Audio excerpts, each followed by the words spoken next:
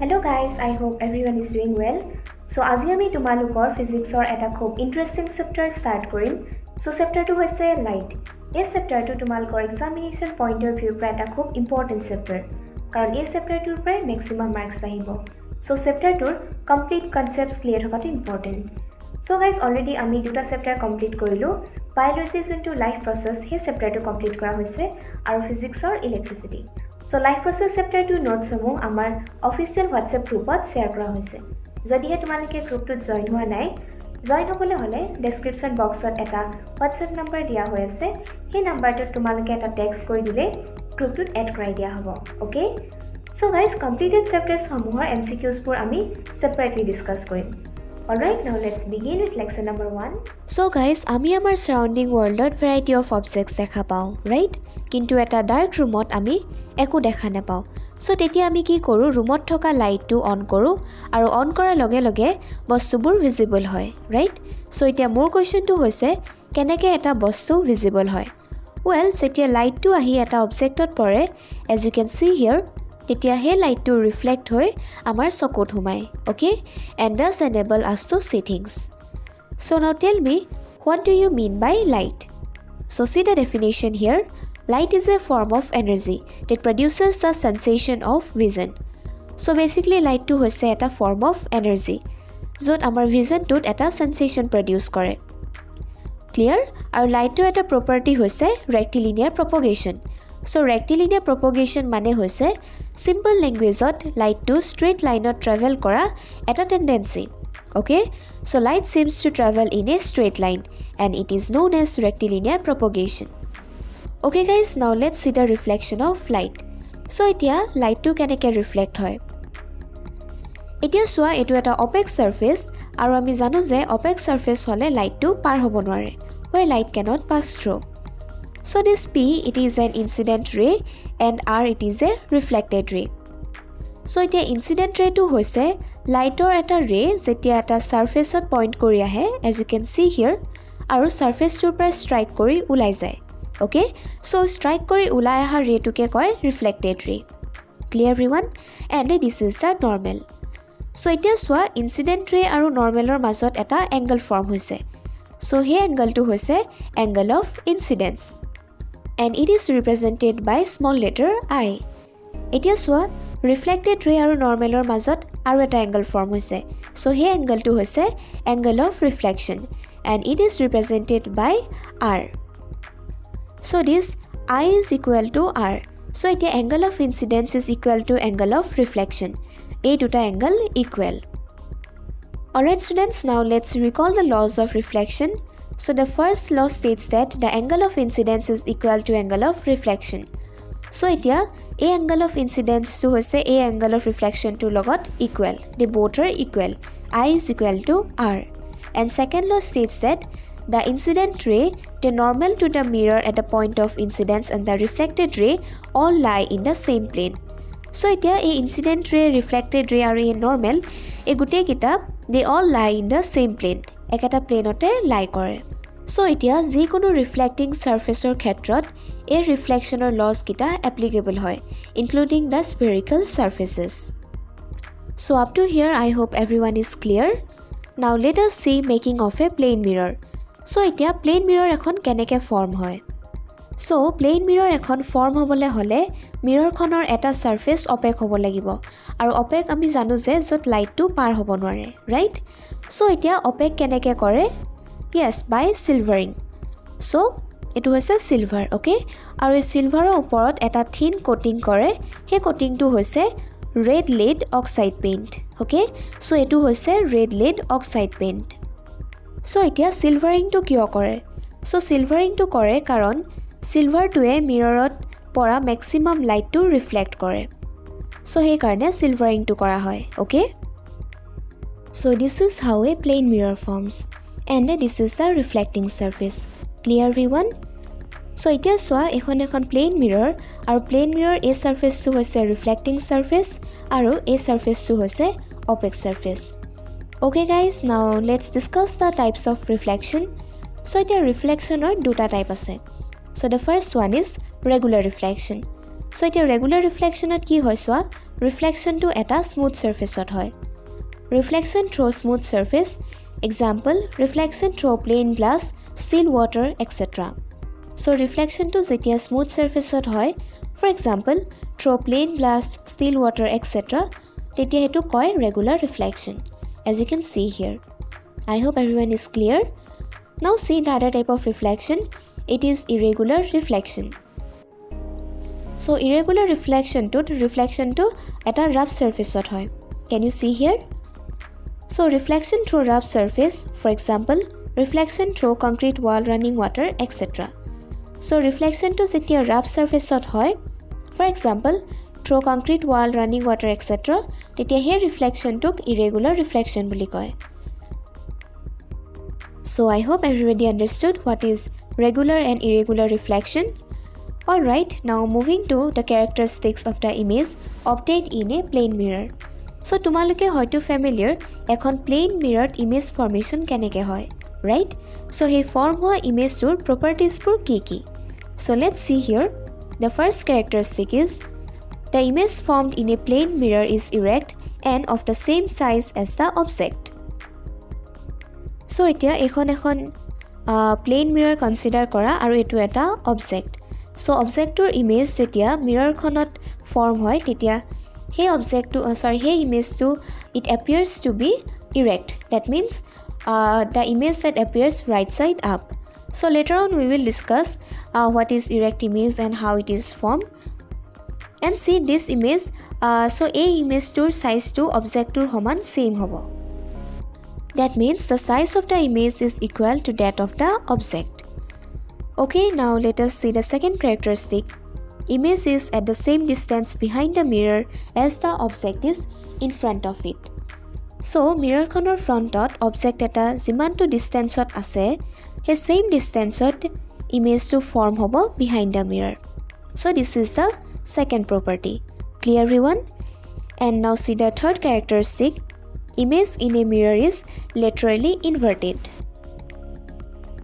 so laterally inverted ba lateral inversion etu hoise eta phenomenon jote ekhon plane mirror jetia reflection hoy he reflection to left side appearing right side and the right side appearing left side so eta consider kora ekhon plane mirror okay aru etu eta object so আমি যেতিয়া right hand raise কৰো তেতিয়া হে right hand খন raise কৰিলে mirror image tut left hand খন raise কৰা appear হ'ব as you can see here so this property is known as laterally inverted so I hope there is no doubt so these are the characteristics of the image obtained in a plane mirror so now see here a robot is standing at a distance 8 meter away from a plane mirror so এতিয়া সোৱা এখন plane mirror আৰু এটা robot 8 meter distance ot থিয় হৈ আছে so now tell me at what distance from him will his image be formed so এতিয়া কিমান to distance ot tar image to form hobo can you tell me students so see here the image will form the 8 meter behind the mirror so এতিয়া total distance to hobo object aru image tur majot 16 meter so image is formed at a distance of 16 meter from him because we have already got the property that the image formed is as far behind the mirror as the object is in front of it. I hope everybody understood. So now see, if he moves a distance 2 meter towards the mirror then so এতিয়া robot to jodi 2 meter jodi aru agot ahi jay then at what distance will his image be formed tetia tar image to kiman distance ot form hobo so 2 meter jodi agot ahe so the distance will be 6 meter right so robot to aru mirror khonor distance to hobo 6 meter so it will be same image will form 6 meter behind the mirror aru object aru image or majot total distance to hobo 12 meter so image is formed at a distance of 6 meter from the mirror so a 6 meter distance to a image to from the mirror okay this is the distance from the mirror don't get confused now let's discuss spherical mirrors so there are two types of spherical mirrors one is convex mirror and the other one is concave mirror so at a spherical mirror reflecting surface to ভিতৰ ফালেও curve হ'ব পাৰে বা বাহিৰৰ ফালেও curve হ'ব পাৰে so এটা স্ফেৰিকেল মিৰৰ য'ত ৰিফ্লেক্টিং সাৰফেসটো ভিতৰ ফালে কাৰ্ভ হয় that means it faces towards the center of the sphere towards the center of the sphere it is called concave okay it is called concave mirror and this is the reflecting surface and a spherical mirror whose reflecting surface is curved outwards as you can see here it is called a convex mirror so this is the reflecting surface so reflecting at a spherical mirror reflecting surface to are curved inwards hetu hoise concave aru reflecting surface jote curved outwards hetu hoise convex mirror so etia soa spherical mirror junto reflecting surface he reflecting surface to eta sphere part form hoy as you can see here so this reflecting this is the reflecting surface and this is the opaque surface and this is the reflecting surface and this is the opaque surface so this is for concave mirror and this is for the convex mirror as you can see here the reflecting surface is curved inwards that means it is concave mirror and in case of this the reflecting surface is curved outwards that means it is convex mirror alright so etia soa convex mirror ki hoy rays bur diverge hoy so basically this convex mirror it is a diverging mirror whereas in case of concave mirror the rays it gets converged so this concave mirror it is a converging mirror so convex mirror to hoise diverging mirror aru concave mirror to hoise converging mirror so before we move further on spherical mirrors we need to recognize and understand the meaning of a few terms so a common terms bur ami spherical mirrors discuss korte use korim so guys etia soa etu eta transparent sphere so ami janu je spherical mirror junto reflecting surface he reflecting surface to hoise eta sphere part that means the reflecting surface of a spherical mirror forms a part of a sphere so a spherical mirror reflecting surface to jodi curved inwards hoy tetia hetu hoise concave mirror aru reflecting surface to jodi curved outwards hoy hetu hoise convex mirror so we have already studied about it right so etia a sphere tut eta center ase so he center to koi center of curvature of the spherical mirror and it is represented by the letter C so etia soa center of curvature of a mirror is the center of the sphere of which the mirror is a part. So there is a slight mistake here. Please note that the center of curvature is not a part of the mirror. Okay? So it should be the mirror is not a part of the center of curvature. So the center of curvature to mirror khonor part nohoy karon center of curvature to reflecting surface or bahirot lie kore. It lies outside the reflecting surface. So basically sphere center to hoise center of curvature. Clear everyone? So next see pole. The geometric center of the spherical surface of the mirror is called the pole of the mirror.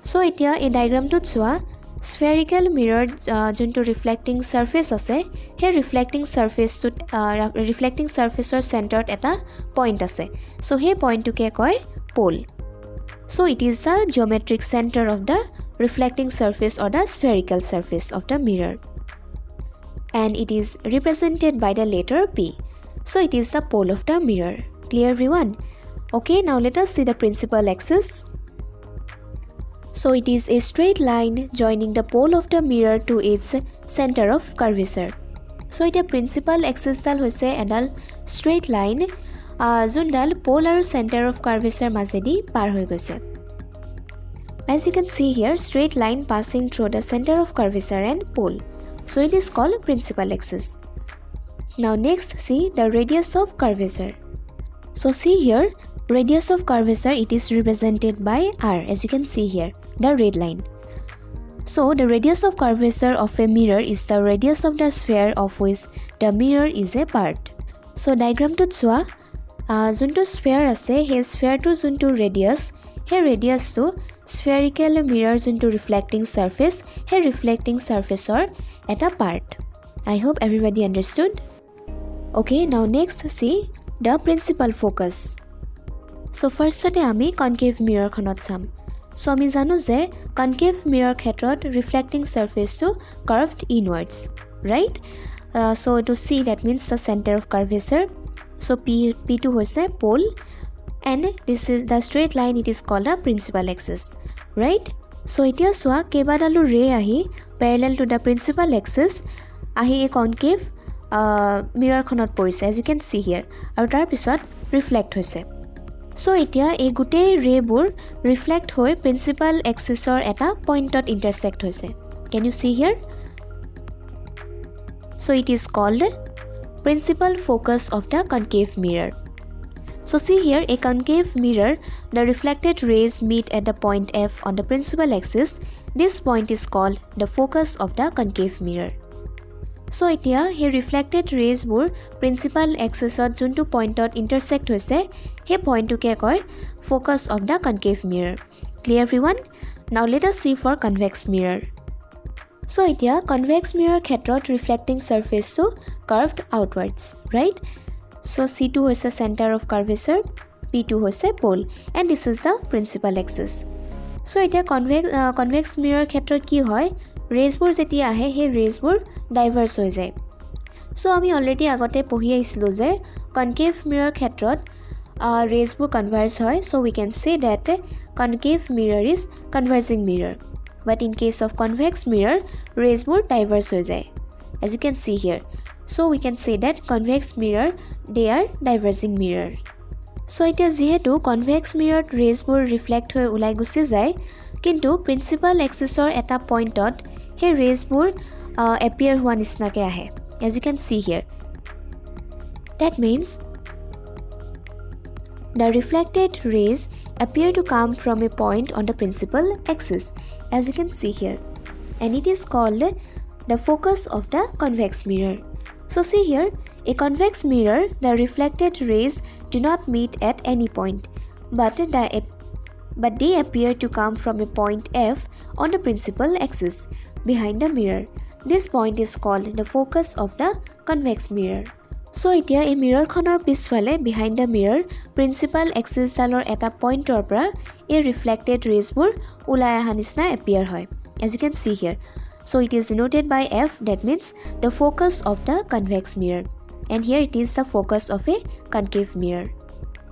So এতিয়া concave mirror ক্ষেত্ৰত focusটো real, it is real focus, but in case of convex mirror the focus is virtual, it is not real. Okay, now let us see the focal length. The distance of the focus from the pole of the mirror is called the focal length of the mirror. So এতিয়া focal length to hoise spherical mirror junto pole, he pole aru principal focusor junto distance, he distance to ke koi focal length. As you can see here, the distance between focus and the pole, and it is denoted by small letter f. Okay, আৰু এতিয়া pole আৰু center of curvature যোনটো distance, সেই distance to হৈছে radius of the spherical mirror, right? Spherical mirror radius to. So guys, এতিয়া মোক কোৱা এই radius of curvature আৰু focal lengthৰ মাজত কি relationship আছে? So see here, focal length equal to r upon 2. So এতিয়া এই এই radius to focal length or twice. That means the radius of curvature, it is equal to twice the focal length. That means r equal to 2f. From there we can write f equal to r upon 2. So guys, this is an important formula. Okay, so I hope there is no doubt in here. Alright guys, now let's solve two questions. See question number 1. Find the focal length of a convex mirror whose radius of curvature is 32 cm. So it is an easy question because yet radius of curvature dia hoy ase aru focal length to uliabo lage. So see here, we are given radius of curvature of a convex mirror is 32 cm, and we have to find out the focal length. So guys, now can you tell me which formula we will be using? Yes, the focal length formula, that is f equal to r upon 2. So now see the solution here, f equal to r upon 2. So by putting the value of r, which is 32, and after calculating it, we will get focal length equal to 16 cm. So focal length of convex mirror is 16 cm. So convex mirror focal length to hoise 16 cm. I hope there is no doubt. Now moving to the last question. The focal length of a spherical mirror is 20 cm. What is its radius of curvature? So this question is just the opposite of the last one, right? Because yet focal length to dia hoi ase aru radius of curvature to uliabo lage. Aru agor question tut radius of curvature dia hoi asil aru focal length uliabo lage. Okay, so see here, we are given focal length of a spherical mirror is 20 cm and we have to find out the radius of curvature. That is, we have to find out the value of r. So here also we will use the same formula, that is f equal to r upon 2. But here we have to find out the value of r, that is the radius of curvature. So now see the solution here. After rearranging it, r equal to 2 into f. So we know that focal length f equal to 20 cm. Therefore r equal to 40 cm. So radius of curvature of spherical mirror is 40 cm. So spherical mirror radius of curvature to hoise 40 cm. So guys, etu eta important formula karon spherical mirror jodi eta value dia hoy thake if r is given and f is not given, so by using this formula we can easily find the value of f.